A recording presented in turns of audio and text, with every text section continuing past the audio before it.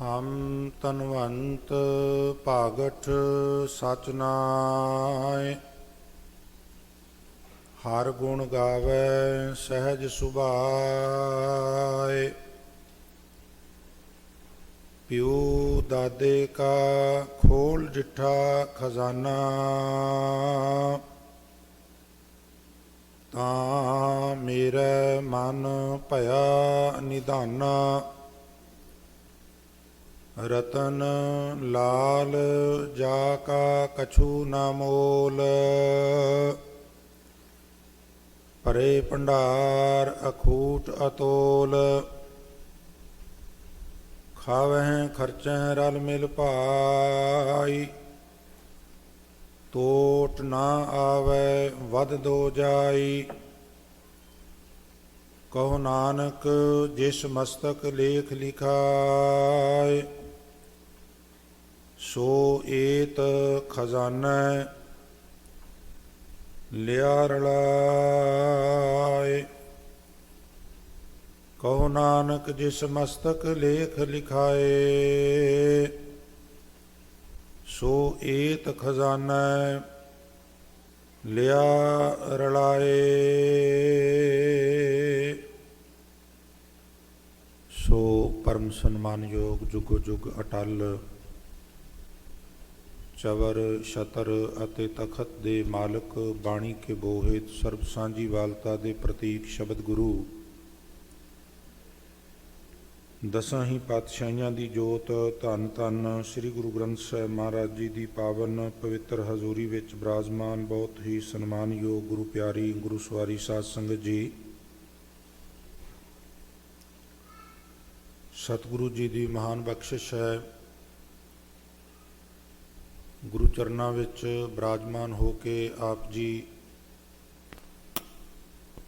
ਗੁਰੂ ਸਵਾਰਿਆਂ ਤੋਂ ਗੁਰਬਾਣੀ ਦੇ ਮਨੋਹਰ ਕੀਰਤਨ ਸਰਵਣ ਕਰਕੇ ਲਾਹੇ ਪ੍ਰਾਪਤ ਕਰ ਰਹੇ। ਸੋ ਗੁਰਦੇਵ ਸਾਰਿਆਂ ਦੀ ਸੇਵਾ ਕਾਲ ਥਾਂ ਪਾਉਣ। ਸੋ ਸਨਮਾਨਯੋਗ ਸਾਧ ਸੰਗਤ ਆਪ ਜੀ ਦੇ ਗਿਆਤ ਵਾਸਤੇ ਬੇਨਤੀ ਕਰਦਿਆਂ ਕਿ ਅੱਜ ਜੁਗੋ ਜੁਗ ਅਟਲ ਸਾਹਿਬ ਸ੍ਰੀ ਗੁਰੂ ਗ੍ਰੰਥ ਸਾਹਿਬ ਮਹਾਰਾਜ ਜੀ ਦਾ ਪਹਿਲਾ ਪ੍ਰਕਾਸ਼ ਦਿਵਸ ਹੈ, ਜੋ ਸਮੁੱਚੀ ਗੁਰੂ ਨਾਨਕ ਨਾਮ ਲੇਵਾ ਸਿੱਖ ਸੰਗਤਾਂ ਦੇਸ਼ਾਂ ਵਿਦੇਸ਼ਾਂ ਵਿੱਚ ਅੱਜ ਦੇ ਦਿਨ ਜਿਹੜੇ ਗੁਰਮਤਿ ਸਮਾਗਮ ਨੇ ਉਹ ਇਸੇ ਸੰਬੰਧ ਵਿੱਚ ਗੁਰਦੁਆਰਿਆਂ ਦੇ ਅੰਦਰ ਕੀਰਤਨ ਕਥਾ ਵਿਖਿਆਨ ਇਤਿਆਦਿਕ ਸ੍ਰੀ ਗੁਰੂ ਗ੍ਰੰਥ ਸਾਹਿਬ ਮਹਾਰਾਜ ਜੀ ਦੇ ਪਹਿਲੇ ਪ੍ਰਕਾਸ਼ ਦਿਵਸ ਨੂੰ ਸਮਰਪਿਤ ਉਸ ਵਿਸ਼ੇ ਤੇ ਉਸੇ ਟੌਪਿਕ ਤੇ ਹੋ ਰਹੇ ਨੇ। ਸੋ ਇਸ ਸਥਾਨ ਤੇ ਵੀ ਪਰਸੋਂ ਸ੍ਰੀ ਅਖੰਡ ਪਾਠ ਸਾਹਿਬ ਪ੍ਰਾਰੰਭ ਕੀਤੇ ਗਏ ਸਨ। ਅੱਜ ਸਵੇਰੇ ਤੁਰ ਕੀ ਬਾਣੀ ਆਈ ਤਿਨ ਸਗਲੀ ਚਿੰਤ ਮਿਟਾਈ ਦੇ ਮਾਵਾਕ ਅਨੁਸਾਰ ਸ੍ਰੀ ਅਖੰਡ ਪਾਠ ਸਾਹਿਬ ਦੇ ਭੋਗ ਪਏ ਉਪਰੰਤ ਦੀਵਾਨ ਸਜੇ ਸਨ, ਔਰ ਜਿਨ੍ਹਾਂ ਵਿੱਚ ਸਵੇਰ ਦੇ ਦੀਵਾਨ ਵਿੱਚ ਦਾਸ ਨੇ ਸ੍ਰੀ ਗੁਰੂ ਗ੍ਰੰਥ ਸਾਹਿਬ ਮਹਾਰਾਜ ਜੀ ਦੀ ਸੰਪਾਦਨਾ ਦੀ ਜੋ ਬੈਕਗਰਾਊਂਡ ਹੈ, ਜੋ ਪਿਛੋਕੜ ਹੈ, ਕਿਸ ਤਰ੍ਹਾਂ ਗੁਰੂ ਨਾਨਕ ਸਾਹਿਬ ਮਹਾਰਾਜ ਆਪਣੀ ਬਾਣੀ ਆਪ ਲਿਖਦੇ ਰਹੇ, ਵੱਖ-ਵੱਖ ਥਾਵਾਂ ਤੇ ਜਾ ਕੇ ਪੰਜਾਬ ਦੀ ਧਰਤੀ ਤੋਂ ਪਾਕਪਟਨ, ਮਹਾਰਾਸ਼ਟਰਾ, ਵਾਰਾਣਸੀ, ਕਲਕੱਤਾ ਇਤਿਆਦਿਕ ਹੋਰ ਕਈ ਥਾਵਾਂ ਦੇ ਉੱਤੇ ਜਾ ਕੇ ਗੁਰੂ ਸਾਹਿਬ ਨੇ ਵੱਖ-ਵੱਖ ਭਗਤਾਂ ਦੀ ਬਾਣੀ ਜੋ ਉਹਨਾਂ ਦੀ ਵਿਚਾਰਧਾਰਾ ਦੇ ਅਨੁਕੂਲ ਸੀ ਉਹ ਮਹਾਰਾਜ ਨੇ ਇਕੱਤਰ ਕੀਤੀ, ਲਿਖ ਕੇ ਨਾਲ ਲਿਆਏ। ਤੇ ਇਸ ਪ੍ਰਕਾਰ ਫਿਰ ਉਹ ਬਾਣੀ ਜੋਤੀ ਜੋਤ ਸਮਾਨ ਤੋਂ ਪਹਿਲਾਂ ਆਪਣੀ ਬਾਣੀ ਤੇ 15 ਭਗਤ ਸਾਹਿਬਾਨ ਦੀ ਬਾਣੀ ਗੁਰੂ ਅੰਗਦ ਸਾਹਿਬ ਨੂੰ ਸਮਰਪਿਤ ਕਰ ਦਿੱਤੀ, ਹੈਂਡਓਵਰ ਕਰ ਦਿੱਤੀ। ਸੋ ਜਿਤਨੇ ਕੁ ਸਰੀਰ ਗੁਰੂ ਚਰਨਾਂ 'ਚ ਬੈਠੇ ਹੋ ਜਾਂ ਘਰਾਂ 'ਚ ਬੈਠੇ ਸੁਣ ਰਹੇ ਹੋ, ਸਿਨਮਰ ਬੇਨਤੀ ਹੈ ਸੁਰਤ ਉੱਤੇ ਜ਼ੋਰ ਦੇ ਕੇ ਬੇਨਤੀ ਸੁਣਿਓ ਤਾਂ ਕਿ ਗੱਲ ਸਮਝ ਵਿੱਚ ਆ ਸਕੇ। ਜਦੋਂ ਅਸੀਂ ਗੁਰੂ ਨਾਨਕ ਸਾਹਿਬ ਮਹਾਰਾਜ ਜੀ ਦਾ ਪ੍ਰਕਾਸ਼ ਦਿਵਸ ਮਨਾਉਂਦੇ ਹਾਂ ਤੇ ਉਹਨਾਂ ਦੇ ਇਤਿਹਾਸ ਦੇ ਉੱਤੇ ਪੰਛੀ ਝਾਤ ਮਾਰਨੇ ਆ, ਇਸੇ ਤਰ੍ਹਾਂ ਬਾਕੀ ਗੁਰੂ ਸਾਹਿਬਾਨ ਦਾ ਗੁਰਪੁਰਬ ਉਹਨਾਂ ਦੇ ਇਤਿਹਾਸ ਦੇ ਵਿੱਚ ਅਸੀਂ ਸੰਬੰਧ 'ਚ ਵਿਚਾਰਾਂ ਕਰਨੇ ਆ। ਲਿਹਾਜ਼ਾ ਸ੍ਰੀ ਗੁਰੂ ਗ੍ਰੰਥ ਸਾਹਿਬ ਦਾ ਵੀ ਬਾਕਾਇਦਾ ਇਤਿਹਾਸ ਹੈ, ਹਿਸਟੋਰੀ ਹੈ, ਬੈਕਗਰਾਊਂਡ ਹੈ ਸੰਪਾਦਨਾ ਤੋਂ ਪਹਿਲਾਂ ਦੀ, ਈਵਨ ਸੰਪਾਦਨਾ ਤੋਂ ਬਾਅਦ ਦੀ ਵੀ। तो वो की है वही आप जी के चरणों में अर्ज कर रहा। उम्मीद है तुसी दिलचस्पी दिखाओगे। इस प्रकार गुरु अंगद साहब ने अपने श्लोक लिख लए और वो पावन श्लोक गुरु नानक साहब की बाणी ते 15 भगत साहबान की बाणी ज्योति जोत समान तो पहला तीजे पातशाह श्री गुरु अमरदास महाराज जी को समर्पित कर दिते। इत्थे भी चेता रहे बई करतारपुर कॉरीडोर जिहड़ी गल तुसी रोज़ सुनते हो, इस स्थान पर गुरु नानक साहब ज्योति जोत समाए। उत्थों बाणी का संग्रह बाणी की पोथी दे के गुरु अंगद साहब नूं खडूर साहब नूं तोर दिता ते वो डेरे वाल सुरत ना लिजाण की गल कही। गुरु अंगद साहब ने सारा खजाना बाणी का गुरु अमरदास नूं दे के गोइंदवाल भेजिया ते आख्या स्थान दे वलेवे वाल सुरत ने लिजाण देनी। इस तरह फिर चौथे पातशाह नूं गुरु अमरदास ने गुरता गद्दी दिती ते आख्या पुरखा चल अमृतसर साहब। तो जो हैंडओवर किया जिहड़ी विरासत सी गुरु साहबान दी, वो जमीनां नहीं सन, भांडे नहीं सन, मंजे बिस्तरे ते होर समान वलेवा नहीं सी, सगों गुरबाणी नूं ही अपनी विरासत समझ के गांह दी गांह तोरिया।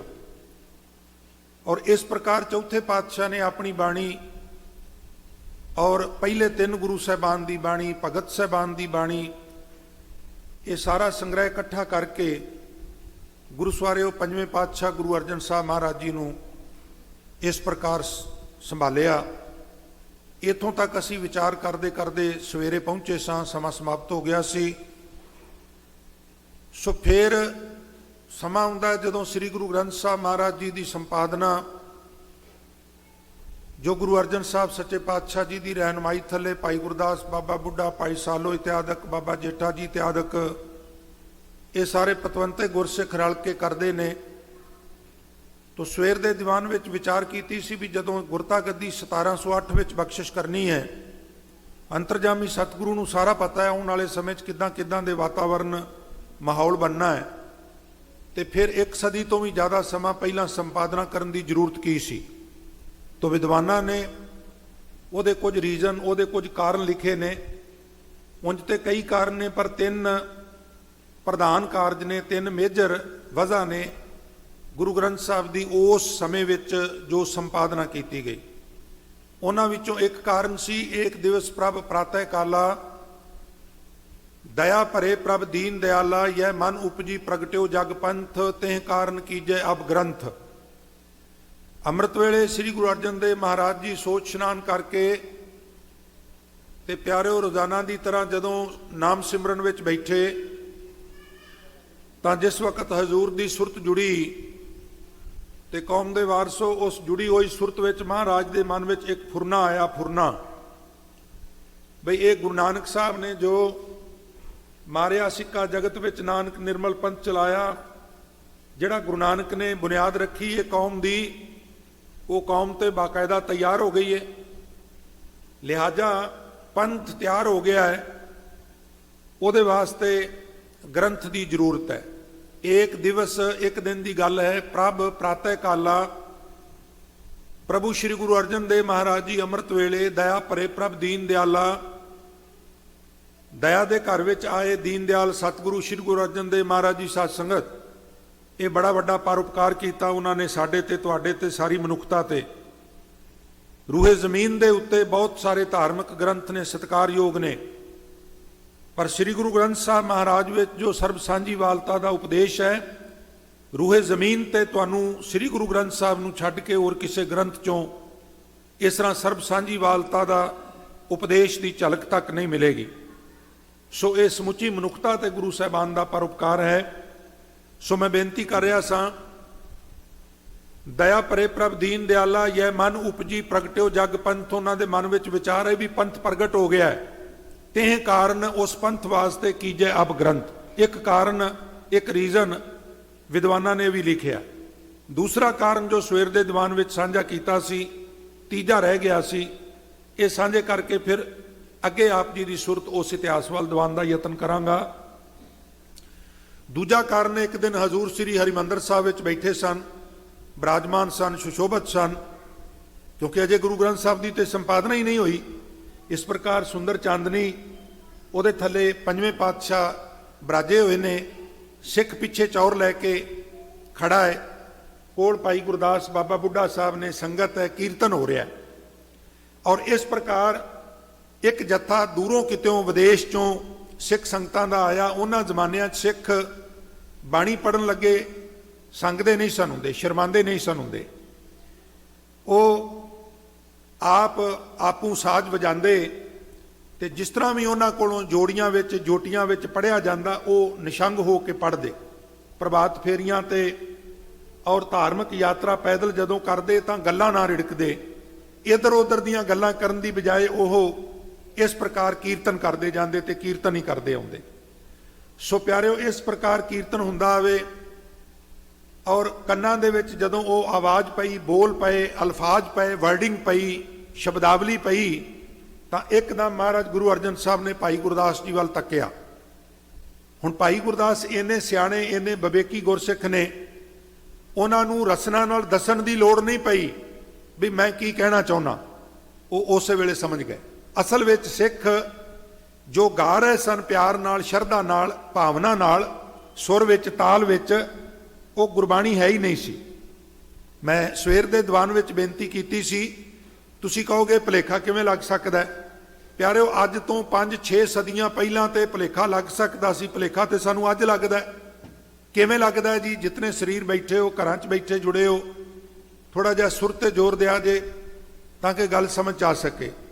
ਅੱਜ ਵੀ ਤੁਸੀਂ ਵਿਆਹਾਂ ਦੇ ਕਾਰਡਾਂ ਦੇ ਉੱਤੇ ਸ਼ਬਦਾਵਲੀ ਪੜ੍ਹਦੇ ਹੋ, ਸਤਿਗੁਰ ਦਾਤੇ ਕਾਜ ਰਚਾਇਆ, ਆਪਣੀ ਮਿਹਰ ਕਰਾਈ, ਦਾਸਾਂ ਕਾਰਜ ਆਪ ਕਰਾਏ, ਇਹ ਉਸ ਦੀ ਵਡਿਆਈ। ਔਰ ਬਹੁਤ ਘੱਟ ਲੋਕਾਂ ਨੂੰ ਪਤਾ, ਆਪ ਜੀ ਦੇ ਗਿਆਤ ਲਈ ਅਰਜ਼ ਕਰਦੇ ਹਾਂ, ਗੁਰਬਾਣੀ ਦੀਆਂ ਪੰਕਤੀਆਂ ਨਹੀਂ ਨੇ। ਟਰਾਲੀਆਂ ਦੀ ਸਾਈਡਾਂ ਦੇ ਉੱਤੇ ਲਿਖਿਆ ਹੋਇਆ, ਭੰਗ ਅਫੀਮ ਪੋਸਤ ਮਦ ਉਤਰ ਜਾਏ ਪ੍ਰਭਾਤ, ਨਾਮ ਖੁਮਾਰੀ ਨਾਨਕਾ ਚੜੀ ਰਹੇ ਦਿਨ ਰਾਤ। ਗੁਰਬਾਣੀ ਸਮਝ ਕੇ ਲਿਖਦੇ, ਪੜ੍ਹਦੇ, ਸੁਣਦੇ, ਪੜ੍ਹਾਉਂਦੇ, ਪਰ ਬਹੁਤ ਘੱਟ ਲੋਕਾਂ ਨੂੰ ਛੱਡ ਕੇ ਸਾਨੂੰ ਇਸ ਗੱਲ ਦਾ ਬੋਧ ਨਹੀਂ ਵੀ ਇਹ ਗੁਰਬਾਣੀ ਨਹੀਂ, ਇਹ ਪ੍ਰਿਥੀ ਚੰਦ ਦੇ ਪੁੱਤਰ ਮਿਹਰਬਾਨ ਦੀ ਰਚਨਾ ਹੈ। ਅੱਜ ਵੀ ਅਸੀਂ ਟੇਬਲ ਟਾਕ ਕਹਿੰਦੇ, ਦੂਜਾ ਕਾਹੇ ਸਿਮਰੀਏ ਜੰਮੇ ਤੇ ਮਰ ਜਾਏ, ਇੱਕੋ ਸਿਮਰੋ ਨਾਨਕਾ ਜੋ ਜਲ ਥਲ ਰਿਹਾ ਸਮੈ। ਥੋੜੇ ਭੇਦ ਨਾਲ ਇਹ ਪਾਠ ਹੈ, ਪਰ ਹੂ ਬਹੂ ਇਸ ਤਰ੍ਹਾਂ ਦਾ ਪਾਠ ਸ੍ਰੀ ਗੁਰੂ ਗ੍ਰੰਥ ਸਾਹਿਬ ਮਹਾਰਾਜ ਵਿੱਚ ਨਹੀਂ ਹੈ। ਇਸ ਤਰ੍ਹਾਂ ਦੀਆਂ ਹੋਰ ਕਈ ਪੰਕਤੀਆਂ ਜਿਹੜੀਆਂ ਮੂੰਹ ਚੜ ਗਈਆਂ, ਜਾਣੇ ਅਣਜਾਣੇ ਅਸੀਂ ਰਟਣੀਆਂ ਸ਼ੁਰੂ ਕਰ ਦਿੱਤੀਆਂ, ਪਰ ਵਾਸਤਵ ਵਿੱਚ ਉਹ ਸ੍ਰੀ ਗੁਰੂ ਗ੍ਰੰਥ ਸਾਹਿਬ ਦੀ ਬਾਣੀ ਦਾ ਹਿੱਸਾ ਨਹੀਂ ਨੇ। ਔਰ ਉਹਨਾਂ ਜ਼ਮਾਨਿਆਂ ਵਿੱਚ ਇਹ ਭੁਲੇਖਾ ਪੈਣਾ ਤੇ ਹੋਰ ਵੀ ਸੁਭਾਵਿਕ ਸੀ। ਸੋ ਇਸ ਪ੍ਰਕਾਰ ਗੁਰੂ ਅਰਜਨ ਸਾਹਿਬ ਨੇ ਬਾਬਾ ਬੁੱਢਾ ਸਾਹਿਬ ਤੇ ਭਾਈ ਗੁਰਦਾਸ ਨਾਲ ਬਚਨ ਕੀਤਾ। ਕਹਿਣ ਲੱਗੇ, ਭਾਈ ਗੁਰਦਾਸ, ਗੁਰੂ ਦੀ ਬਾਣੀ ਜੁਦਾ ਕਰੀਏ, ਮੀਣੇ ਪਾਉਂਦੇ ਨੇ ਵਿੱਚ ਰਲਾ, ਸੋ ਵਿੱਚ ਮੂਲ ਨਾ ਧਰੀਏ।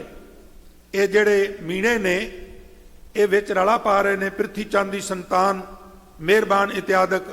ਮਿਹਰਬਾਨ ਉਂਝ ਬੜਾ ਵਿਦਵਾਨ ਪੁਰਸ਼ ਸੀ।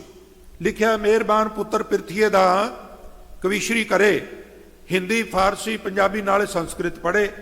ਉਨ ਵੀ ਬਾਣੀ ਬਹੁਤ ਬਣਾਈ, ਭੋਗ ਗੁਰੂ ਨਾਨਕ ਪਾਤੇ ਪਾਈ। ਉਹ ਕਵਿਤਾਵਾਂ ਰਚਦਾ, ਮਾਹਿਰ ਸੀ, ਗੁਰਬਾਣੀ ਵਰਗੀ ਸ਼ੈਲੀ ਯੂਜ ਕਰਦਾ, ਭਾਰ, ਨਾਪ, ਤੋਲ, ਮਾਤਰਾ ਇਸ ਪ੍ਰਕਾਰ ਵਰਤਦਾ ਕਿ ਚੰਗੇ ਚੰਗੇ ਸਿਆਣੇ ਗੁਰਸਿੱਖਾਂ ਨੂੰ ਹੀ ਭੁਲੇਖਾ ਪੈ ਜਾਂਦਾ। ਸਾਧ ਸੰਗਤ ਜੀ, ਸੋ ਇਸ ਪ੍ਰਕਾਰ ਮਹਾਰਾਜ ਨੇ ਆਖਿਆ ਵੀ ਉਹ ਵਿਦਵਾਨ ਬੜਾ ਹੈ, ਹਿੰਦੀ ਵੀ ਪੜ੍ਹਦਾ ਹੈ, ਪੰਜਾਬੀ, ਸੰਸਕ੍ਰਿਤ, ਫਾਰਸੀ ਦਾ ਵੀ ਉਹ ਆਲਮ ਫਾਜ਼ਲ ਹੈ। ਉਹ ਆਪਣੀ ਰਚਨਾ ਰਚ ਕੇ ਤੇ ਮੋਹਰ ਗੁਰੂ ਨਾਨਕ ਦੀ ਲਾ ਦਿੰਦਾ। ਲਿਹਾਜ਼ਾ ਸਧਾਰਨ ਗੁਰਸਿੱਖ ਭੁਲੇਖੇ ਦਾ ਸ਼ਿਕਾਰ ਹੋ ਰਹੇ ਨੇ। ਇਸ ਲਈ ਸਾਨੂੰ ਚਾਹੀਦਾ ਵੀ ਛੇਤੀ ਛੇਤੀ, ਜਿੰਨਾ ਛੇਤੀ ਹੋ ਸਕੇ, ਇਹ ਪੰਥਕ ਕਾਰਜ ਜਿਹੜਾ ਹੈ ਉਹ ਗੁਰੂ ਸਾਹਿਬਾਨ ਦੀ ਬਾਣੀ ਨੂੰ ਜੁਦਾ ਕਰਕੇ ਤੇ ਉਹਨੂੰ ਮੁੰਦ ਦਈਏ, ਮੁਦਾਵਣੀ ਪਾ ਦਈਏ। ਇਹ ਦੂਜਾ ਕਾਰਨ ਸੀ। ਤੀਜਾ ਕਾਰਨ ਜੋ ਮਹਾਰਾਜ ਨੇ ਲਿਖਿਆ, ਕਹਿਣ ਲੱਗੇ, ਸਤਿਗੁਰ ਕੇ ਸਰੀਰ ਹੈ ਜੋ ਸਭ ਥਾਨ ਵਿਖੇ ਸਭ ਨਾਂ ਦਰਸੈ ਹੈ, ਗ੍ਰੰਥ ਰਿਦਾ ਗੁਰ ਕੋਏ ਜਾਨੋ। ਇਹ ਜਿਹੜੇ ਗੁਰੂ ਦੇ ਸਰੀਰ ਨੇ, ਮੇਰਾ ਸਰੀਰ ਇਸ ਵੇਲੇ ਅੰਮ੍ਰਿਤਸਰ ਦੀ ਧਰਤੀ ਤੇ, ਮਹਾਰਾਜ ਨੇ ਐਕਸਪਲੇਨ ਕੀਤਾ ਲੌਜਿਕ ਨਾਲ। ਇਹ ਤੁਸੀਂ ਅੰਮ੍ਰਿਤਸਰ ਦੇ ਨਿਵਾਸੀ ਮੈਨੂੰ ਦੇਖ ਸਕਦੇ ਹੋ, ਮਿਲ ਸਕਦੇ ਹੋ, ਬਚਨ ਬਿਲਾਸ ਕਰ ਸਕਦੇ ਹੋ। ਸਤਿਗੁਰ ਕੇ ਕੇਰ ਸਰੀਰ ਹੈ ਜੋ ਸਭ ਥਾਨ ਵਿਖੇ ਸਭ ਨਾਂ ਦਰਸੈ ਹੈ, ਐਵਰੀ ਪਲੇਸ, ਹਰ ਜਗ੍ਹਾ, ਔਰ ਐਵਰੀ ਬਾਡੀ, ਹਰੇਕ ਵਿਅਕਤੀ ਮੇਰੇ ਦਰਸ਼ਨ ਨਹੀਂ ਕਰ ਸਕਦਾ। ਜੇ ਅਸੀਂ ਇਸੇ ਬਾਣੀ ਦੇ ਉਲੱਥੇ ਕਰਕੇ, ਇਹਦੀਆਂ ਸੈਂਚੀਆਂ ਬਣਾ ਕੇ, ਪੋਥਾ ਸਾਹਿਬ ਬਣਾ ਕੇ, ਵੱਖ-ਵੱਖ ਸ਼ਹਿਰਾਂ, ਵੱਖ-ਵੱਖ ਕਾਲੋਨੀਜ਼, ਵੱਖ-ਵੱਖ ਕਸਬਿਆਂ, ਵੱਖ-ਵੱਖ ਪਿੰਡਾਂ ਵਿੱਚ, ਵੱਖ-ਵੱਖ ਥਾਵਾਂ ਤੇ, ਦੇਸ਼ਾਂ ਵਿਦੇਸ਼ਾਂ ਵਿੱਚ ਭੇਜ ਦਈਏ ਤੇ ਜਦੋਂ ਸ਼ਬਦ ਰੂਪ ਵਿੱਚ ਗੁਰੂ ਹੋ ਜਾਏਗਾ ਤੇ ਉਹ ਇੱਕ ਹੁੰਦਾ ਹੋਇਆ ਵੀ ਅਨੇਕਾਂ ਥਾਵਾਂ ਤੇ ਸਾਡਾ ਮਾਰਗਦਰਸ਼ਨ ਸਾਡੀ ਰਹਿਨੁਮਾਈ ਕਰ ਸਕੇਗਾ।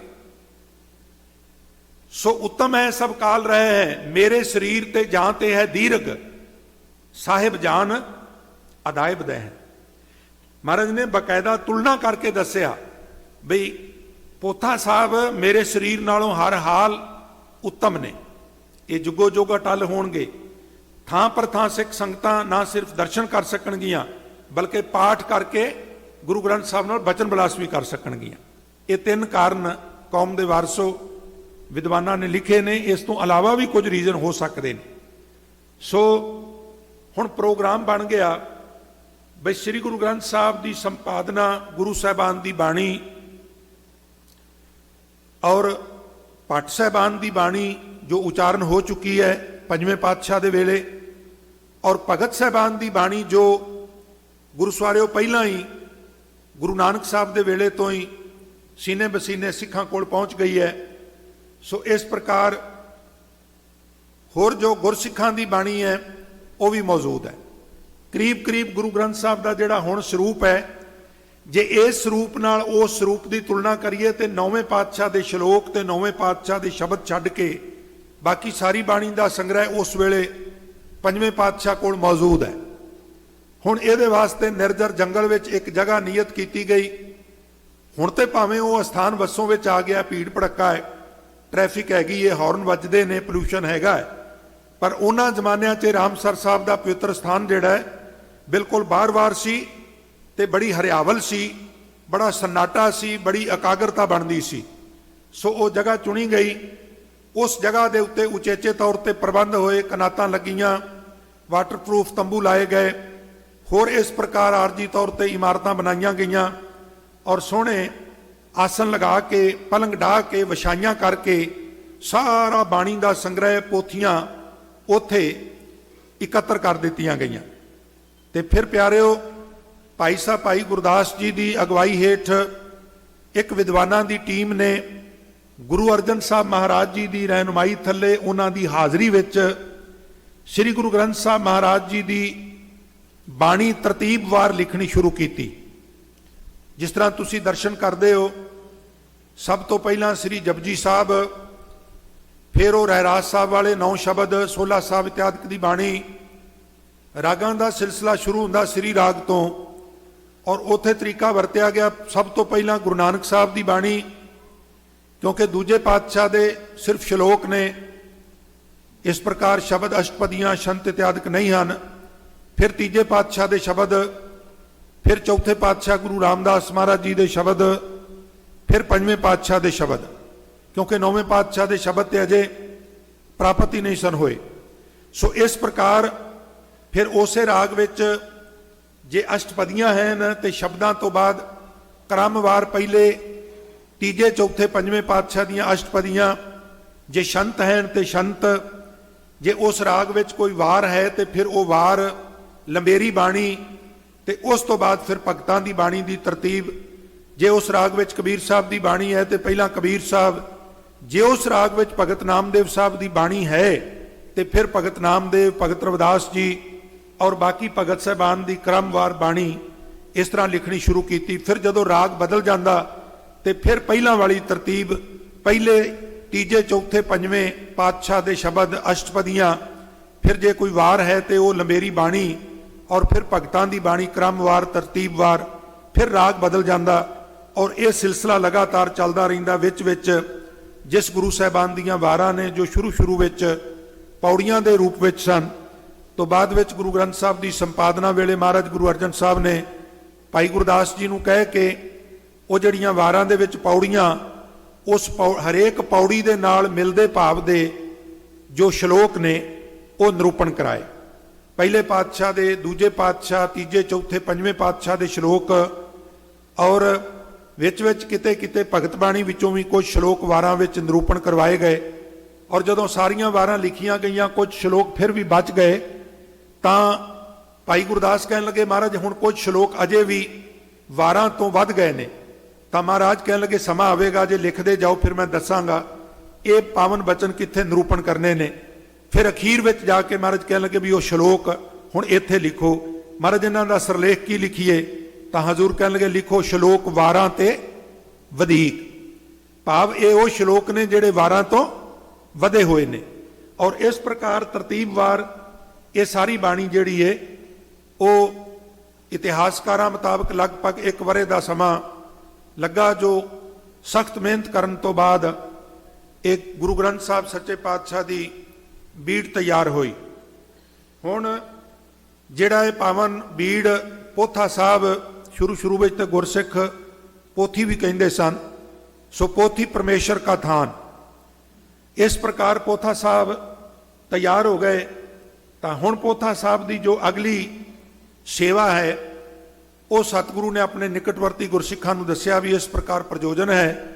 ਸੋ ਉਹਦੇ ਵਾਸਤੇ ਇੱਕ ਬੜਾ ਵੱਡਾ ਪ੍ਰਬੰਧ ਕੀਤਾ ਗਿਆ। ਜਿਸ ਦਿਨ ਸੰਪਾਦਨਾ ਵਾਲੇ ਸਥਾਨ ਤੋਂ ਪ੍ਰਕਾਸ਼ ਵਾਲੇ ਸਥਾਨ ਤੇ ਲਿਆਉਣਾ ਸੀ ਤੇ ਇੱਕ ਕਿਸਮ ਦਾ ਨਗਰ ਕੀਰਤਨ ਦੇ ਰੂਪ ਵਿੱਚ ਸ੍ਰੀ ਗੁਰੂ ਗ੍ਰੰਥ ਸਾਹਿਬ ਸੱਚੇ ਪਾਤਸ਼ਾਹ ਦੇ ਸਰੂਪ ਨੂੰ ਆਪ ਹਜ਼ੂਰ ਨੇ ਆਪਣੇ ਸੀਸ ਤੇ ਧਾਰਨ ਕੀਤਾ, ਨੰਗੇ ਪੈਰੀਂ ਬਾਬਾ ਬੁੱਢਾ ਸਾਹਿਬ ਵਰਗੇ ਬ੍ਰਹਮ ਗਿਆਨੀ ਗੁਰਸਿੱਖ ਦੇ ਹੱਥ ਵਿੱਚ ਔਰ ਦਿੱਤਾ।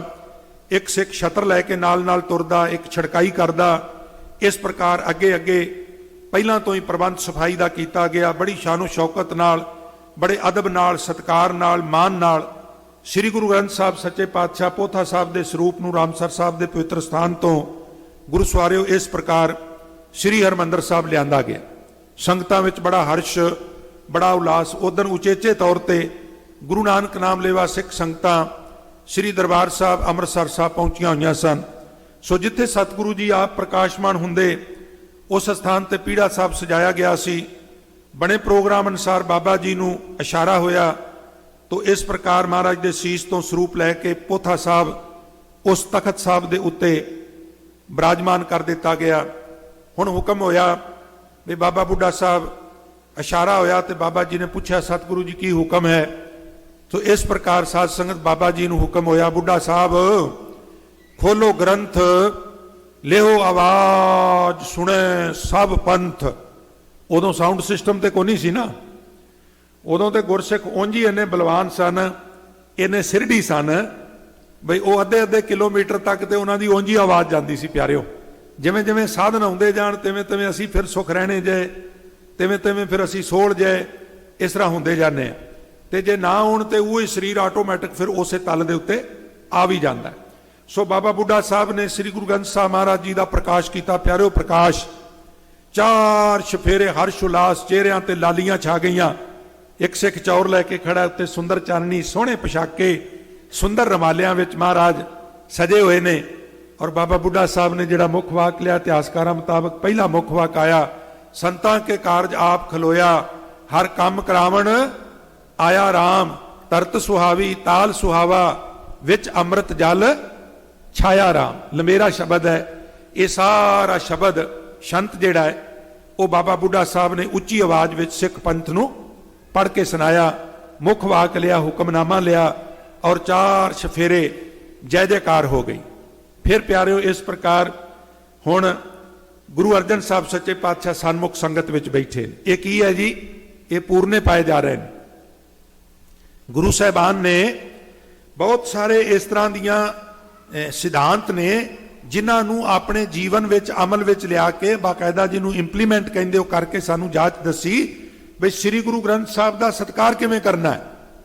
ਜਿਸ ਚਾਨਣੀ ਥੱਲੇ ਹਜ਼ੂਰ ਆਪ ਸਜਦੇ ਸਨ ਉਹਦੇ ਥੱਲੇ ਸ੍ਰੀ ਗੁਰੂ ਗ੍ਰੰਥ ਸਾਹਿਬ ਦਾ ਪ੍ਰਕਾਸ਼ ਕੀਤਾ।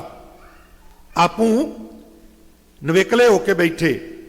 ਤੇ ਫਿਰ ਪਿਆਰਿਓ, ਇਹ ਵੀ ਸਿੱਖਾਂ ਨੇ ਪ੍ਰਸ਼ਨ ਕੀਤਾ ਵੀ ਮਹਾਰਾਜ ਚਾਨਣੀ ਥੱਲੇ ਗੁਰੂ ਗ੍ਰੰਥ ਸਾਹਿਬ ਸੱਚੇ ਪਾਤਸ਼ਾਹ ਤੇ ਆਪ ਜੀ ਨਵੇਕਲੇ ਹੋ ਕੇ ਸਜ ਗਏ ਹੋ, ਤੇ ਮਹਾਰਾਜ ਇਹ ਤੁਹਾਡੇ ਨਾਲੋਂ ਵੀ ਵਧੇਰੇ ਸਤਿਕਾਰਯੋਗ ਨੇ। ਸੱਚੇ ਪਾਤਸ਼ਾਹ ਜੀ ਇਹ ਹੁਣ ਕੀ ਤਿਆਰ ਹੋ ਗਿਆ? ਤੇ ਕੁਝ ਇਤਿਹਾਸਕਾਰਾਂ ਮੁਤਾਬਕ ਮਹਾਰਾਜ ਨੇ ਬਚਨ ਕੀਤਾ ਵੀ ਮੈਂ ਤੁਹਾਨੂੰ ਆਲਰੇਡੀ ਦੱਸ ਚੁੱਕਾ ਵਾਂ ਵੀ ਇਹ ਕੀ ਤਿਆਰ ਹੋ ਗਿਆ, ਮਹਾਰਾਜ ਫਿਰ ਵੀ ਕਿਰਪਾ ਕਰਕੇ ਚਾਨਣਾ ਪਾਓ।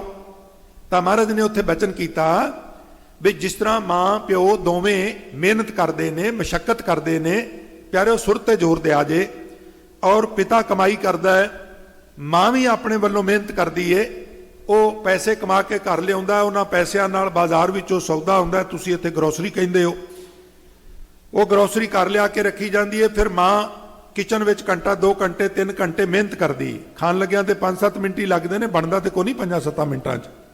प्यारिओ बनाउण लग्या मेहनत लगदी है। आपां कई वार कह दिंदे आ बीबियां नूं भी तुसीं की करदियां जे।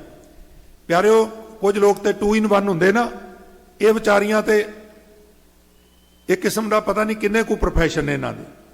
ये कपड़े धोंदियां ने, धोबी भी है ने, घर की सफाई करदियां ने, ये सफाई कर्मचारी भी ने, एक किचन में प्रसाद बनादियां ने, ये कुक भी ने। और जे मैं गिन लगा तो कई इस तरह के जे असी हायर करके रखीए ना लोगों को अपने घर नूं चलाउण लई, तो शायद आपां घर नूं चला ही ना सकीए। तो बीबियां भी घर में पसड़ पादियां ने। चलो इत्थे तो डिफरेंट माहौल है भी, जिस तरह वीर जॉबां करते हैं उस तरह भैणां भी बच्चियां भी जॉबां करदियां ने। सो खैर इस प्रकार फिर माँ प्यो दोवें मेहनत करते हैं, पसड़ पाते हैं। माँ प्रसाद तैयार करती है, फिर थाल परोसती है। उसकी कोशिश ये होंदी है भी पुत्र खाए रज के। सच्चे पातशाह बाणी च कहते माता प्रीत करे पुत खाए। सच है, वाहगुरू ने मां के अंदर इस तरह की ममता भरी है, इस तरह का प्यार भरिया। बुरकी मूँह च पांदा पुत्र है ते रस मां नूं आउंदा है। वो वेख वेख के खीवी पई हुंदी है, निहाल पई हुंदी है। ते प्यारिओ ये गल वक्री है, जदों पुत्र वड्डे हो जाण ते उन्हां कोल मेरे वांगू मातड़ा वांगू मां कोल समा ही ना होवे। सारे तो इहो जे नहीं, पर जिहड़े आश्रम भरे हुए ने, सीनियर सिटीजनशिप होम जिहड़े भरे पे ने, इस गल का प्रतीक ने भी इस पासे एक नगार आया। तो इस प्रकार फिर मां प्यो पसड़ पा के थाल परोसदा है ते वो खाना खाता पुत्र, तो रिष्ट पुष्ट हुंदा। जिस तरह शरीरक पक्षों खुराक तैयार करते मां प्यो, पुत्र खा के रिष्ट पुष्ट होवे ना।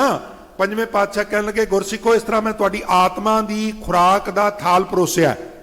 ये आत्मक खुराक है। महाराज मां थाल परोसदी है ना, उहदे च सब्जी दाल दही खीर सलाद प्रशादे पापड़ ये वो लटरम पटरम बड़ा कुछ हुंदा है। ते तुसीं इस थाल विच की परोसिया? हजूर कहणगे उंज ते बेअंत पदार्थ ने, 3 प्रधान पदार्थ ने जी। किहड़े किहड़े? हजूर कहणगे थाल विच 3 वस्तु पईओ। इस थाल विच मैं 3 पदार्थ प्रधान रखे ने। किहड़े किहड़े? पहला है सत संतोख। सत संतोख इक्को च गिनना है। जिवें कॉइन हुंदा ना, सिक्का हुंदा है, उहदे एक पासे सत लिखिया होवे, एक पासे संतोख लिखिया होवे। संतोख ते स्पष्ट है भाव, सत मीनज दान। सत संतोख इक्को ही गल है। जे संतोख है तो दान है, जे संतोख नहीं तो दान नहीं। लिहाजा सत संतोख नूं इक्को ही गिणांगे, क्योंकि वैसे भी वो फिर जिहड़ी कैलकुलेशन है वो गड़बड़ हो जाती है। जे सत भी गिणीए संतोख भी गिणीए, इसे प्रकार होर गिणदे जाइए तो पदार्थ 4 हो जाते हैं, 3 नहीं बनते। सत संतोख, दूजा विचारो। संतोख का खैड़ा नहीं छड्डना, सत नाल जुड़े रहना है, और विचार लगातार जारी रखनी है। जब लग दुनिया रही है नानक, किच सुनिए किच कहिए। लगातार कुछ कहते रहना। जे कहन की समर्था नहीं तो सुनते रहना। चुप का कोई मुकाम नहीं। चुप है चुप ना होवे, जे लाए रहा लिवतार। दूजा पदार्थ है विचार का। सत संतोख विचारो। तीजा पदार्थ की है? अमृत नाम ठाकुर का पयो। मृत्यु दे विपरीत शब्द है अमृत, जेड़ा सानू आत्मक मौत तो बचाए, वो पदार्थ नाम पदार्थ। अमृत नाम ठाकुर का पयो। प्यारिओ जुड़े रहा जे 10 मिनट की गल है। जिसका सबस आधारो, आधार बेस,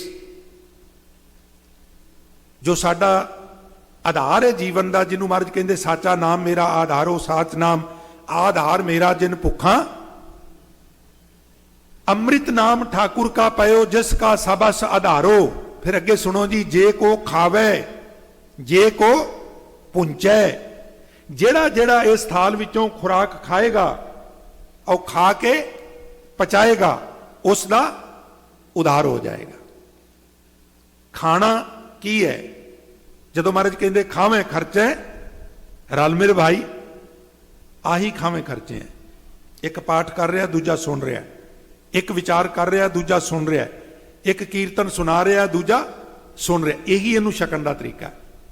ये रसना नाल नहीं, ये सरवना नाल छकिया जाता है। ਇਹ ਪਦਾਰਥ ਰਸਨਾ ਨਾਲ ਨਹੀਂ ਛਕਿਆ ਜਾਂਦਾ, ਇਹ ਕੰਨਾਂ ਦੇ ਮਾਧਿਅਮ ਨਾਲ ਛਕਿਆ ਜਾਂਦਾ। ਜਿਹੜਾ ਜਿਹੜਾ ਛਕੇਗਾ, ਖਾਏਗਾ, ਖਾ ਕੇ ਪਚਾਏਗਾ, ਹਜ਼ੂਰ ਕਹਿਣ ਲੱਗੇ ਮੇਰੀ ਜ਼ਮਾਨਤ ਤੇ ਉਸ ਦਾ ਉਧਾਰ ਹੋ ਜਾਏਗਾ। ਜੇ ਕੋ ਖਾਵੇ, ਜੇ ਕੋ ਪੁੰਚੈ, ਪੁੰਚੈ ਸੇ ਮੀਨਸ ਪਚਾ ਲਵੇ। ਕਣਕ ਦੀ ਥਾਂ ਤੇ 30-40 ਕਿਲੋ 50 ਕਿਲੋ ਬਾਦਾਮ ਥੈਲਾ ਰੱਖਾ ਵੀ ਹੈ ਨਾ ਚੱਕੀ ਤੇ ਵੀ ਆ ਪੀ ਦਈ, ਤੇ ਉਹ ਪੀਦਾ ਹੈ, ਮੰਨ ਲਿਆ ਵੀ ਆਟਾ ਬਣ ਜਾਏ, ਤੇ ਉਹਦਾ ਪ੍ਰਸ਼ਾਦਾ ਬਣਾਈਏ ਬਦਾਮਾਂ ਦਾ, ਤੇ ਉਹ ਬੁਰਕੀ ਤੋੜ ਕੇ ਰੋਟੀ ਬਣਾ ਕੇ ਬੁਰਕੀ ਤੋੜ ਕੇ ਮੂੰਹ 'ਚ ਪਾ ਕੇ ਤੇ ਫਿਰ ਉਹਦੀ ਕਹਿ ਕਰ ਦਈਏ, ਤੇ ਉਹ ਬਦਾਮਾਂ ਦਾ ਆਟਾ ਵੀ ਸਾਨੂੰ ਰਿਸ਼ਟ ਪੁਸ਼ਟ ਨਹੀਂ ਕਰ ਸਕਦਾ। ਉਹ ਮਿਹਦੇ 'ਚ ਜਾਣਾ ਚਾਹੀਦਾ, ਸਿਰਫ ਜਾਣਾ ਨਹੀਂ ਚਾਹੀਦਾ, ਉਹ ਹਜ਼ਮ ਹੋਣਾ ਚਾਹੀਦਾ, ਪਚਣਾ ਚਾਹੀਦਾ। ਫਿਰ ਉਹ ਪੇਸਟ ਬਣਦੀ ਹੈ, ਤੇ ਫਿਰ ਉਹਦੇ ਵਿੱਚੋਂ ਸਾਡੀ ਮਸ਼ੀਨਰੀ ਜਿਹੜੀ ਹੈ ਤੱਤ ਲੈਂਦੀ ਹੈ, ਤੇ ਫਿਰ ਉਹ ਗਾਂ ਜਿੱਥੇ ਜਿੱਥੇ ਲੋੜ ਹੈ ਸਪਲਾਈ ਕਰਦੀ ਹੈ, ਕਹਿ ਕਰਦੀ ਹੈ, ਤੇ ਕੁਛ ਵੀ ਨਹੀਂ। ਤੇ ਇਸ ਲਈ ਇਹਨੂੰ ਖਾਣਾ, ਖਾ ਕੇ ਪਚਾਣਾ। ਪਚਾਣਾ ਕੀ ਹੈ? ਗੁਰਬਾਣੀ ਨਾਲ ਜਦੋਂ ਜੁੜਾਂਗੇ, ਸਿਮਰਨ ਕਰਾਂਗੇ, ਤਾਕਤਾਂ ਸ਼ਕਤੀਆਂ ਆਉਣਗੀਆਂ, ਫਿਰ ਉਹ ਸ਼ਕਤੀਆਂ ਨੂੰ ਜਰਨਾ। ਗੁਰੂ ਹਰਕ੍ਰਿਸ਼ਨ ਸਾਹਿਬ ਜਰ ਜਾਂਦੇ ਨੇ, ਗੁਰੂ ਹਰਕ੍ਰਿਸ਼ਨ ਸਾਹਿਬ ਜਰ ਜਾਂਦੇ ਨੇ। ਅਸੀਂ ਕਹਿੰਦੇ ਹਾਂ ਸ਼੍ਰੀ ਹਰਕ੍ਰਿਸ਼ਨ ਧਿਆਈਐ ਜਿਸ ਡਿੱਠੇ ਸਭ ਦੁੱਖ ਜਾਏ। ਰਾਮ ਰਾਏ ਤੋਂ ਨਹੀਂ ਜਰਿਆ ਜਾਂਦਾ। ਉਹ 72 ਕਰਾਮਾਤਾਂ ਉਹਨਾਂ ਨੇ ਦਿਖਾਈਆਂ ਔਰੰਗਜ਼ੇਬ ਨੂੰ, ਗੁਰਬਾਣੀ ਦੀਆਂ ਪੰਕਤੀਆਂ ਵੀ ਬਦਲ ਦਿੱਤੀਆਂ, ਤੇ ਸੱਚੇ ਪਾਤਸ਼ਾਹ ਨੇ ਆਖਿਆ ਵੀ ਇਹਨੂੰ ਮੈਂ ਅੱਜ ਭਰੀ ਸੰਗਤ ਵਿੱਚ ਪੰਥ ਚੋਂ ਛੇਕਣਾ, ਮੈਂ ਇਹਦਾ ਕੁਝ ਨਹੀਂ ਲੱਗਦਾ ਤੇ ਇਹ ਮੇਰਾ ਕੁਝ ਨਹੀਂ ਲੱਗਦਾ, ਉਹਨੂੰ ਮੇਰੇ ਵੱਲੋਂ ਹੁਕਮ ਦਿਓ ਬਈ ਨਾ ਉਹਦੇ ਦਰਸ਼ਨ ਕਰਨੇ ਨੇ ਤੇ ਨਾ ਉਹਨੂੰ ਦਰਸ਼ਨ ਦੇਣੇ ਨੇ। ਕਿਉਂ? ਕਿਉਂਕਿ ਭੋਜਨ ਤੇ ਛਕਿਆ, ਤਾਕਤਾਂ ਤੇ ਆ ਗਈਆਂ, ਗੁਰੂ ਪੁੱਤਰ ਹੈ, ਸਧਾਰਨ ਵਿਅਕਤੀ ਨਹੀਂ। 12-13 ਸਾਲ ਦੀ ਉਮਰ ਵਿੱਚ ਜਾ ਕੇ ਔਰੰਗਜ਼ੇਬ ਵਰਗੇ ਕੱਟੜ ਬਾਦਸ਼ਾਹ ਨੂੰ ਪ੍ਰਭਾਵਿਤ ਕਰਨਾ, ਔਰ ਦਰਬਾਰ ਵਿੱਚ ਜਦੋਂ ਬੈਠਾ ਹੋਵੇ ਔਰੰਗਜ਼ੇਬ ਆਪਣੇ ਮੰਤਰੀ ਮੰਡਲ ਨਾਲ, 12 ਸਾਲ 13 ਸਾਲ ਦਾ ਬੱਚਾ ਆਵੇ ਤੇ ਸਾਰੇ ਉੱਠ ਕੇ ਖੜੇ ਹੋ ਜਾਣ, ਇਹ ਸਧਾਰਨ ਗੱਲ ਨਹੀਂ ਹੈ, ਇਹ ਬੜੀ ਜ਼ਬਰਦਸਤ ਗੱਲ ਹੈ। ਪਰ ਜਿੱਥੇ ਭੋਜਨ ਖਾ ਕੇ ਪਚਾਣ ਦੀ ਗੱਲ ਆਈ, ਉੱਥੇ ਬਾਬਾ ਰਾਮ ਰਾਏ ਜੀ ਮਾਰ ਖਾ ਗਏ। ਇਸ ਲਈ ਹਜ਼ੂਰ ਕਹਿੰਦੇ ਨੇ ਜੇ ਕੋ ਖਾਵੇ, ਜੇ ਕੋ ਪੁੰਚੈ ਤਿਸ ਕਾ ਹੋਏ ਆਧਾਰੋ, ਇਹ ਵਸਤ ਤਜੀ ਨ ਜਾਈ, ਨਿਤ ਨਿਤ ਰੱਖ ਉਰ ਧਾਰੋ, ਤਮ ਸੰਸਾਰ ਚਰਨ ਲਗ ਤਰੀਐ, ਸਭ ਨਾਨਕ ਬ੍ਰਹਮ ਪਸਾਰੋ। ਮਹਾਰਾਜ ਨੇ ਐਕਸਪਲੇਨ ਕੀਤਾ, ਪੁੱਛਿਆ ਮਹਾਰਾਜ ਰਾਤ ਨੂੰ ਪੋਥਾ ਸਾਹਿਬ, ਹਜ਼ੂਰ ਨੇ ਵਿਧੀ ਸਮਝਾਈ ਵੀ ਕਿਸ ਪ੍ਰਕਾਰ ਪੋਥਾ ਸਾਹਿਬ ਦੀ ਸੇਵਾ ਕਰਨੀ ਹੈ, ਤੇ ਸੇਵਾ ਕਰਨ ਤੋਂ ਬਾਅਦ ਕੋਠਾ ਸਾਹਿਬ 'ਚ ਜਿੱਥੇ ਅਸੀਂ ਵਿਸ਼ਰਾਮ ਕਰਨੇ ਆ, ਉਹਦੇ ਉੱਤੇ ਵਿਸ਼ਰਾਮ ਕਰਾਣਾ ਹੈ। ਮਹਾਰਾਜ ਜੀ ਆਪ ਕਿੱਥੇ ਵਿਸ਼ਰਾਮ ਕਰੋਗੇ? ਆਖਣ ਲੱਗੇ ਉਹ ਜੋ ਆਸਣ ਹੈ, ਜਿਹੜਾ ਪਲੰਗ ਹੈ, ਜਿੱਥੇ ਪੋਥਾ ਸਾਹਿਬ ਬਰਾਜਣਗੇ, ਉਹਦੇ ਥੱਲੇ ਅਸੀਂ ਵਿਸ਼ਰਾਮ ਕਰਾਂਗੇ। ਆਖੋ ਸਤਨਾਮ ਸ੍ਰੀ। ਇਹ ਪੂਰਨੇ ਪਾਏ ਜਾ ਰਹੇ ਨੇ ਪਿਆਰਿਓ, ਸੁਰ ਤੇ ਜ਼ੋਰ ਦਿਆ ਜੀ, ਭਾਵੇਂ ਬਹਿਰੂਨੀ ਸਤਕਾਰ ਹੈ, ਇਹ ਪੂਰਨੇ ਪਾਏ ਜਾ ਰਹੇ ਨੇ ਵੀ ਸਿੱਖ ਨੇ ਬਾਣੀ ਦਾ ਸਤਕਾਰ। 7ਵੇਂ ਪਾਤਸ਼ਾਹ ਵੇਲੇ ਮਹਾਰਾਜ ਕੀਰਤਪੁਰ ਸਾਹਿਬ ਖੁੱਲੇ ਅਸ਼ਮਾਨ ਥੱਲੇ ਬਰਾਜੇ ਹੋਏ ਨੇ 7ਵੇਂ ਪਾਤਸ਼ਾਹ, ਨਿਰਭਉ ਨਿਰਵੈਰ ਗੁਰੂ ਹਰਿਰਾਏ ਸਾਹਿਬ ਮਹਾਰਾਜ, ਤੇ ਜੋਟੀਆਂ ਵਿੱਚ ਸਿੱਖ ਬਾਣੀ ਪੜ੍ਹਦੇ ਹੋਣ। ਮਹਾਰਾਜ ਨਿਦਰਾ ਦੀ ਅਵਸਥਾ 'ਚ ਨੇ, ਉਹ ਖੜਾਕ ਹੋਇਆ, ਥੋੜੀ ਜੀ ਆਵਾਜ਼ ਬਾਣੀ ਦੀ ਕੰਨਾਂ ਵਿੱਚ ਪਈ, ਅੱਬੜ ਵਾਏ ਉੱਠ ਬੈਠੇ, ਤੇ ਅੱਬੜ ਵਾਏ ਉੱਠਣ ਕਰਕੇ ਪਾਵੇ ਦੇ ਵਿੱਚ ਗੋਡਾ ਵੱਜਾ, ਚੋਟ ਲੱਗੀ, ਤੇ ਉੱਠ ਕੇ ਖੜੇ ਹੋ ਗਏ। ਗੁਰਸਿੱਖ ਕਹਿਣ ਲੱਗਾ ਸੱਚੇ ਪਾਤਸ਼ਾਹ ਇਹਨਾਂ ਅੱਬੜ ਵਾਏ ਉੱਠਣ ਦੀ ਕੀ ਲੋੜ ਸੀ, ਤੁਸੀਂ ਕਾਹਲੀ ਵਿੱਚ ਉੱਠੇ ਹੋ, ਤੁਹਾਨੂੰ ਚੋਟ ਲੱਗ ਗਈ ਹੈ। ਤੇ ਮਹਾਰਾਜ ਨੇ ਆਖਣਾ ਗੁਰਸਿੱਖ ਬਾਣੀ ਪੜ੍ਹਦੇ ਹੋਏ ਆ ਰਹੇ ਨੇ, ਸਿੱਖ ਬਾਣੀ ਪੜ੍ਹਦੇ ਹੋਏ ਆ ਰਹੇ ਹੋਣ ਤੇ ਮੈਂ ਪਲੰਗ ਦੇ ਉੱਤੇ ਲੇਟਿਆ ਵਾਂ, ਭਾਈ ਇਹ ਬਾਣੀ ਦਾ ਸਤਿਕਾਰ ਨਹੀਂਗਾ। ਬਾਣੀ ਦਾ ਸਤਿਕਾਰ ਕਰਨ ਵਾਸਤੇ ਮੈਂ ਅੱਬੜ ਵਾਏ ਉੱਠਿਆ ਵਾਂ। ਜਿਨ ਭੈ ਅਦਬ ਨਾ ਬਾਣੀ ਧਾਰਾ, ਜਾਣੋ ਸੋ ਸਿੱਖ ਨਹੀਂ ਹਮਾਰਾ। ਇਹ ਬੋਲ 7ਵੇਂ ਪਾਤਸ਼ਾਹ ਦੇ ਮੂੰਹੋਂ ਨਿਕਲੇ। ਪਿਆਰਿਓ, ਇਹ ਪੂਰਨੇ ਪਾਏ ਵੀ ਕਿਸ ਪ੍ਰਕਾਰ ਬਾਣੀ ਦਾ ਅਦਬ ਕਰਨਾ ਹੈ, ਬਾਣੀ ਦਾ ਅਸੀਂ ਸਤਿਕਾਰ ਕਰਨਾ ਹੈ, ਤਾਂ ਕਿ ਸਾਡੇ ਬੱਚੇ ਸਾਡੇ ਵੱਲੋਂ ਵੇਖ ਵੇਖ ਕੇ ਉਹ ਫਿਰ ਇਸ ਪ੍ਰਕਾਰ, ਹੁਣ ਉਹਨਾਂ ਨੂੰ ਗੁਰੂ ਗ੍ਰੰਥ ਸਾਹਿਬ ਦਾ ਸਤਿਕਾਰ ਕਰਨ ਦੀ ਜਾਚ ਸਿੱਖਣ ਲਈ ਅਕੈਡਮੀ 'ਚ ਨਹੀਂ ਨਾ ਭੇਜਣਾ, ਵੇਖ ਵੇਖ ਕੇ ਸਿੱਖਣਗੇ। ਅਸੀਂ ਘਰਾਂ ਵਿੱਚ ਦੱਸਾਂਗੇ, ਸਮਾਗਮਾਂ ਵਿੱਚ ਲਿਆਵਾਂਗੇ, ਗੁਰਦੁਆਰੇ ਨਾਲ ਲਿਆਵਾਂਗੇ, ਹੌਲੀ ਹੌਲੀ ਆਹਿਸਤਾ ਆਹਿਸਤਾ ਸਹਿਜੇ ਸਹਿਜੇ। ਅੱਜ ਜਦੋਂ ਮਹਾਰਾਜ ਦਾ ਸਰੂਪ ਸੁਖਾਸਨ 'ਚ ਜਾਣਾ ਤੇ ਇੱਥੇ 2-3 ਛੋਟੇ ਛੋਟੇ ਬੱਚੇ ਵੀ ਉਹਦੇ ਵਿੱਚ ਹਿੱਸਾ ਲੈਂਦੇ ਨੇ, ਤੋਂ ਵੇਖ ਵੇਖ ਕੇ ਇਸ ਤਰ੍ਹਾਂ ਅਗਾਂ ਸੇਵਾਦਾਰਾਂ ਦੀ ਟੀਮ ਜਿਹੜੀ ਹੈ ਸੋ ਤਿਆਰ ਹੋ ਜਾਂਦੀ ਹੈ। ਸੋ ਇਸ ਪ੍ਰਕਾਰ ਸੱਚੇ ਪਾਤਸ਼ਾਹ ਸ੍ਰੀ ਗੁਰੂ ਅਰਜਨ ਦੇਵ ਮਹਾਰਾਜ ਜੀ ਨੇ ਕਿਰਪਾ ਕੀਤੀ ਪਿਆਰਿਓ, बड़े घटनाक्रम वापरे। एक छोटी जी घटना तुहाडे नाल साझी करके समाप्ति करां। ਜਿਹੜੇ 4 भगत अपनी बाणी दर्ज कराण आए सन, समय की घाट करके मैं वो प्रसंग शेयर नहीं किया। ये भगत कान्हा, भगत पीलू, भगत छज्जू ते भगत शाह हुसैन भी उन्होंने कहते हैं। तो इन्हों ने फिर हुकूमत को शिकायत की बई सिखां दे 5वें गुरु श्री गुरु अर्जन देव महाराज ने एक ग्रंथ तैयार किया। ग्रंथ प्यारे सुर ते जोर दिया जे, सिर्फ 2-3-4 मिनट की बेनती है। एक ग्रंथ तैयार किया है। सो उस ग्रंथ विच ना सिर्फ हिंदू धर्म का उलंघना की गई है, हिंदू धर्म की तौही जो है अपमान किया गया है, ये नाल नाल इस्लाम के भी भड़खच्चे उड़ाए गए हैं। सो ये जिहड़ा ग्रंथ है ये बैन लगना चाहिए, ये पाबंदी लगनी चाहिए। हुण अकबर बड़ा सियाणा बादशाह, सो उन्हें आख्या भी मैं आने वाले समय च पंजाब आना है तो मैं गुरु अर्जन साहब नाल गलबात इस विषय पर जरूर करांगा और मैं उदों तुहानूं भी बुला लवांगा। प्रिंसीपल सतबीर सिंह होरां ने प्रतख हर नामी किताब विच इस घटनाक्रम का बाकायदा जिक्र किया है। उस किताब का नाम है प्रतख हर। ये करता ने प्रिंसीपल सतबीर सिंह जी। वो लिखते हैं भी समा पा के ये अकबर का प्रोग्राम सी, कोई 86 प्रोग्राम बटाले नगर का। इन्हें गुरु घर में बेनती लिख के भेजी भी सच्चे पातशाह मैनू पता लगा भी तुसी एक सर्ब सांझीवालता का ग्रंथ तैयार किया है, श्री गुरु ग्रंथ साहब। मेरे राजनीतिक रजेवे बड़े ने, सो मैं तो दर्शन नहीं कर सकता। इस प्रकार जे तुहाडी कृपा हो जाए, दास ने बटाले आना है तो जे तुसी मौतबेर गुरसिख पतवंते गुरसिखां की सेवा विच पोथा साहब बटाले भेज दिओ तो दास भी दर्शन कर लवे। उन्हें ये नहीं लिखा भी कंप्लेंट आई है, उन्हें एक तरीका वरतिया भी सत्कार भी बहाल रहे तो एक राजा होने के नाते जिन्हें शिकायत की है उन्होंने शिकायत की पैरवाई भी मैं कर सका। मिथे समय के उत्ते हुकूमत वालों एक पंडाल तैयार किया गया। हुकूमत वालों बड़ा लंबा चौड़ा पंडाल, पानी तरौंकिया गया, फर्श विछाए गए, कनातां लगियां, ऊपर इस प्रकार पर्दा किया गया, एक उच्चा आसन लगाया, पीड़ा साहब सजाया, चंदोआ लग्या और निश्चित समय के उत्ते बाबा बुढ़ा साहब, भाई गुरदास जी होर पतवंते गुरसिख पोथा साहब लैके आ गए। उन्होंने प्रकाश कर दिता। बादशाह नूं इतलाह हो गई। वो जोड़ा ला के दूर पंज शनाना करके वो सज गया। शिकायत करने वालियां नूं इतलाह की गई सी, समन भेजे हुए सन, वो भी आके बैठ गए, होर भी लोग जिहड़े सन बैठ गए।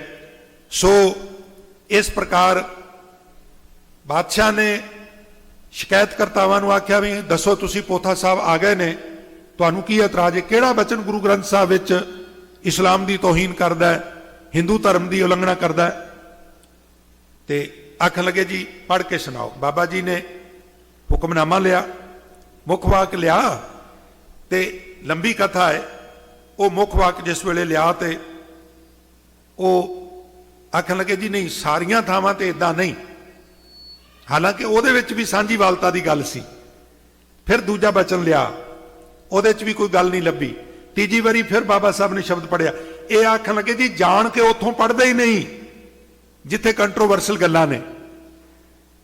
ते अकबर कहने लगा जाओ पंचनाना करके आओ तो ऊपर जाओ, नेड़े खड़े होके बाबा जी नूं दसो भी इत्थों पढ़ो। तो ऐसा ही होया। मैं गल लम्मी ना करा। आखन लगे जी अंग होर अगे करो, होर अगे करते, होर अगे करो, होर अगे करते, होर अगे करो। प्रभाती राग ते आ गए ते हथ करके कहने लगे जी इत्थों पढ़ो। ते बाबा जी ने बचन पढ़िया, प्रभाती कबीर जी अव्वल अल्लाह नूर उपाया कुदरत के सब बंदे, एक नूर ते सब जग उपजया कौन भले को मंदे। लोगा परम ना भूलो भाई, खालक खलक खलक मैं खालक पूर रहो सरब ठाई। माटी एक अनेक भांत कर साजी साजन हारे, ना कछ पोच माटी के पांडे। पोच नुक्स नूं कहंदे ने। ना कछ पोच कुमारे, सब मैं सच्चा एको सोई। तिसका किया सब किछ होई, हुक्म पछाणे सो एको जाने। बंदा कहिए सोई, अल्लाह अलख न जाई लख्या। गुर गुर दीना मीठा, कहो कबीर मेरी शंका नासी। सर्ब निरंजन डीठा। झटपट आसन तो उठिया, 500 मोहरां उन्हें गुरु ग्रंथ साहब के अगे धर के मत्था टेकिया। ਰਮਾਲਾ ਅਰਪਣ ਕੀਤਾ। ਇੱਕ ਦੁਸ਼ਾਲਾ ਬਾਬਾ ਬੁੱਢਾ ਸਾਹਿਬ ਨੂੰ, ਇੱਕ ਦੁਸ਼ਾਲਾ ਭਾਈ ਗੁਰਦਾਸ ਜੀ ਨੂੰ ਅਰਪਣ ਕਰਕੇ ਤੇ ਹੱਥ ਜੋੜ ਕੇ ਬੇਨਤੀ ਕੀਤੀ, ਇਹ ਤੇ ਰੂਹ ਦੀ ਖੁਰਾਕ ਹੈ, ਮੇਰੀ ਤੇ ਬਚਨ ਸੁਣ ਕੇ ਰੂਹ ਤਾਜੀ ਹੋ ਗਈ ਹੈ, ਇਹ ਤੇ ਮਨੁੱਖਤਾ ਦੇ ਕਲਿਆਣ ਵਾਸਤੇ ਹੈ। ਸ਼ਿਕਾਇਤੀ ਉਥੋਂ ਨਿਰੁੱਤਰ ਹੋ ਕੇ ਗਏ। ਔਰ ਇੱਕ ਗੱਲ ਉਹਦੇ ਮੂੰਹੋਂ ਹੋਰ ਨਿਕਲੀ ਸੀ, ਬਾਦਸ਼ਾਹ ਅਕਬਰ ਦੇ ਮੂੰਹ ਚੋਂ।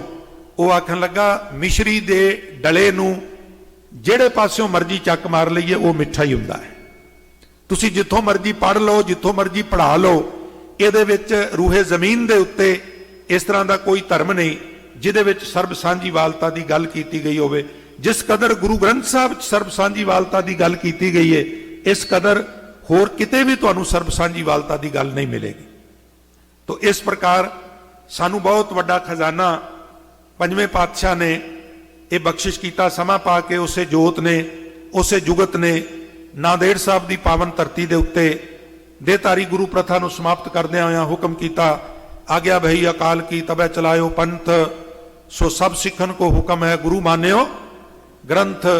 ਹੁਣ ਗੁਰੂ ਗ੍ਰੰਥ ਜੀ ਮਾਨਿਓ ਪ੍ਰਗਟ ਗੁਰਾਂ ਕੀ ਦੇ, ਜੋ ਪ੍ਰਭ ਕੋ ਮਿਲਬੋ ਚਾਹੇ ਖੋਜ, ਸ਼ਬਦ ਮੈਂ ਲੈ ਆਓ ਸਮਾਪਤੀ ਕਰੀਏ। ਸੋ ਇੱਕ ਵਾਰੀ ਸਾਰੀ ਸੰਗਤ ਬੇਨਤੀ ਪ੍ਰਵਾਨ ਕਰੋ ਤੇ ਆਖੋ, ਆਗਿਆ ਭਈ ਅਕਾਲ ਕੀ ਤਬੈ ਚਲਾਇਓ ਪੰਥ, ਸੋ ਆਖੋ ਸਭ ਸਿੱਖਨ ਕੋ ਹੁਕਮ ਹੈ, ਸਭ ਸਿੱਖਨ ਕੋ ਹੁਕਮ ਹੈ, ਜਪੋ ਸਭ ਸਿੱਖਨ ਕੋ।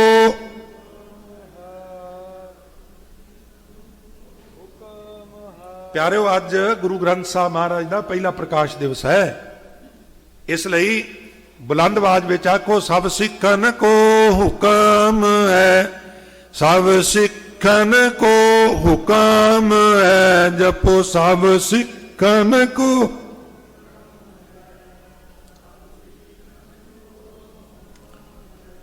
ਗੁਰੂ ਮਾਨਿਓ ਗ੍ਰੰਥ, ਗੁਰੂ ਮਾਨਿਓ ਗ੍ਰੰਥ, ਗੁਰੂ ਮਾਨਿਓ।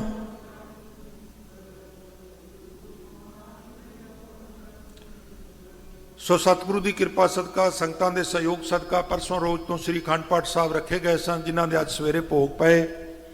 ਭੋਗ ਉਪਰੰਤ ਸਾਰਾ ਦਿਨ ਹੀ ਇਸੇ ਸੰਦਰਭ ਵਿੱਚ ਕੀਰਤਨ ਕਥਾ, ਸਾਰੇ ਗੁਰਮਤਿ ਸਮਾਗਮ ਚੱਲੇ ਨੇ।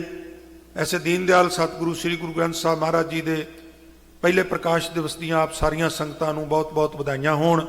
ਆਓ ਭਾਈ ਸਾਰੇ ਗੁਰੂ ਗ੍ਰੰਥ ਸਾਹਿਬ ਸੱਚੇ ਪਾਤਸ਼ਾਹ ਨਾਲ ਜੁੜੀਏ, ਬਾਣੀ ਪੜ੍ਹਿਆ ਕਰੀਏ, ਸਹਿਜ ਪਾਠ ਆਰੰਭ ਕਰ ਦਈਏ ਜਿੰਨਾ ਜਿੰਨਾ ਸਮਾਂ ਲੱਗੇ। ਅੱਜ ਕੱਲ੍ਹ ਤੇ ਜਿਹੜੇ ਨੌਜਵਾਨ ਬੱਚੇ ਬੱਚੀਆਂ ਬੈਠੇ ਨੇ, ਮੈਂ ਬੇਨਤੀ ਕਰਾਂ ਤੁਹਾਡੇ ਕੋਲ ਜਿਹੜੇ ਸਮਾਰਟਫੋਨ ਨੇ ਉਹਨਾਂ 'ਚ ਵੀ ਤੁਸੀਂ ਲੋਡ ਕਰਕੇ, ਡਾਊਨਲੋਡ ਕਰਕੇ ਤੇ ਬਾਣੀ ਉੱਥੋਂ ਵੀ ਤੁਸੀਂ ਪੜ੍ਹ ਸਕਦੇ ਹੋ। ਕੋਈ ਬਹੁਤ ਜ਼ਿਆਦਾ ਮੁਸ਼ਕਲ ਨਹੀਂ। ਭਾਈ ਜਿਹਨੂੰ ਅਸੀਂ ਗੁਰੂ ਕਹਿੰਦੇ ਹਾਂ, ਘੱਟੋ ਘੱਟ ਇੱਕ ਵਾਰਾਂ ਇੱਕ ਓਂਕਾਰ ਤੋਂ ਲੈ ਕੇ 18, 10, 20 ਤੱਕ ਜ਼ਰੂਰ ਦਰਸ਼ਨ ਕਰਨੇ ਚਾਹੀਦੇ ਨੇ। ਸੋ ਗੁਰੂ ਕਿਰਪਾ ਕਰੇ। ਸਮਾਂ ਸਮਾਪਤ ਹੈ ਜੀ। ਸੋ ਅੰਤ ਵਿੱਚ ਬੇਨਤੀ ਹੈ, ਸਿੰਘ ਸਾਹਿਬ ਆਨੰਦ ਸਾਹਿਬ ਦਾ ਪਾਠ ਕਰਨਗੇ। ਪਿਆਰਿਓ, ਕੱਲ ਨੂੰ ਇਸ ਸਥਾਨ ਤੇ ਗੁਰੂ ਨਾਨਕ ਸਾਹਿਬ ਦੇ 550ਵੇਂ ਪਾਵਨ ਪ੍ਰਕਾਸ਼ ਦਿਵਸ ਨੂੰ ਸਮਰਪਿਤ ਇੱਕ ਮਹਾਨ ਕਥਾ ਵਿਚਾਰ ਸਮਾਗਮ ਰੱਖਿਆ ਗਿਆ ਹੈ, ਜਿਹਦੇ ਵਿੱਚ ਪੰਥ ਦੇ ਬੜੇ ਹੀ ਪ੍ਰਸਿੱਧ ਤੇ ਮਸ਼ਹੂਰ ਕਥਾਕਾਰ ਗੁਰਮੁਖ ਪਿਆਰੇ ਸਿੰਘ ਸਾਹਿਬ ਗਿਆਨੀ ਸਰਬਜੀਤ ਸਿੰਘ ਜੀ, ਜਿਨ੍ਹਾਂ ਨੂੰ ਆਪ ਜੀ ਗੁਰਦੁਆਰਾ ਮੰਜੀ ਸਾਹਿਬ ਦੀਵਾਨ ਹਾਲ ਤੋਂ PTC ਪੰਜਾਬੀ ਦੇ ਉੱਤੇ ਦਰਬਾਰ ਸਾਹਿਬ ਦੇ ਮੁੱਖ ਵਾਕ ਦੀ ਕਥਾ ਕਰਦੇ ਹੋਏ ਸਰਵਣ ਕਰਦੇ ਹੋ। ਸੋ ਇਸੇ ਤਰ੍ਹਾਂ ਗਿਆਨੀ ਲਖਵਿੰਦਰ ਸਿੰਘ ਜੀ ਲਖਨਊ ਵਾਲੇ, ਬੜੀ ਸੁੰਦਰ ਤਰਜੇ ਬਿਆਨੀ ਹੈ ਗੁਰਮੁਖ ਪਿਆਰਿਆਂ ਦੀ। ਨੌਜਵਾਨ ਸਿੱਖ ਪ੍ਰਚਾਰਕ ਗਿਆਨੀ ਸ਼ਮਸ਼ੇਰ ਸਿੰਘ ਜੀ ਜੋਧੀ ਕਲਾਂ ਲੁਧਿਆਣੇ ਵਾਲੇ। ਔਰ ਇਸ ਪ੍ਰਕਾਰ ਸਟੇਜ ਦੀ ਸੇਵਾ ਸੰਭਾਲਣ ਵਾਸਤੇ ਪਾਂਧੀ ਸਾਹਿਬ ਬੜੇ ਪ੍ਰਸਿੱਧ ਜੋ ਰਾਈਟਰ ਨੇ ਔਰ ਬੁਲਾਰੇ ਨੇ ਇਸੇ ਨਗਰ ਦੇ, ਤੁਹਾਡੇ ਟਰਾਂਟੋ ਦੇ ਪੱਕੇ ਵਸਨੀਕ ਨੇ, ਉਹਨਾਂ ਨੇ ਵੀ ਪਹੁੰਚਣਾ ਹੈ। ਸੋ ਇਸ ਪ੍ਰਕਾਰ ਕੀਰਤਨ ਦਾ ਵੀ ਪ੍ਰਵਾਹ ਚੱਲਣਾ ਹੈ। ਬਹੁਤ ਸੁੰਦਰ ਸਮਾਗਮ ਆਯੋਜਨ ਕੀਤੇ ਗਏ ਨੇ। ਸੋ ਆਪ ਸਾਰੀਆਂ ਸੰਗਤਾਂ ਦੇ ਚਰਨਾਂ ਵਿੱਚ ਸਨਿਮਰ ਬੇਨਤੀ ਹੈ ਪਿਆਰਿਓ, ਕੱਲ ਸ਼ਾਮ ਨੂੰ ਇਹ ਸਮਾਗਮ ਹੋਣੇ ਨੇ, ਦੇਰ ਰਾਤ ਤੱਕ 8:30, 9 ਵਜੇ ਤੱਕ ਚੱਲਣੇ ਨੇ। ਸੋ ਆਪ ਸਾਰਿਆਂ ਦੇ ਚਰਨਾਂ 'ਚ ਬੇਨਤੀ, ਆਪ ਜੀ ਨੇ ਦੀਦਾਰ ਬਖਸ਼ਿਸ਼ ਕਰਨੇ, ਹੋਰਨਾਂ ਸੰਗਤਾਂ ਨੂੰ ਵੀ ਪ੍ਰੇਰ ਕੇ ਨਾਲ ਲਿਆਉਣ ਦੀ ਜੋ ਸੇਵਾ ਕਰਨੀ, ਗੁਰੂ ਸਾਹਿਬ ਦੀ ਬਖਸ਼ਿਸ਼ ਦੇ ਪਾਤਰ ਬਣਨਾ ਜੀ। ਸੋ ਆਓ ਗੁਰੂ ਸਾਰਿਆਂ ਕੋਲ ਆਨੰਦ ਸਾਹਿਬ ਦਾ ਪਾਠ ਕਰੀਏ ਜੀ। ਚੌਕੀਦਾਰ ਨੂੰ ਫਤਿਹ ਦੇ ਸਾਂਝ ਕਰਦੇ ਹੋਏ ਆਗਿਆ ਬਖਸ਼ਿਸ਼ ਕਰੋ। ਆਖੋ ਜੀ, ਵਾਹਿਗੁਰੂ ਜੀ ਕਾ ਖਾਲਸਾ, ਵਾਹਿਗੁਰੂ ਜੀ ਕੀ ਫਤਿਹ।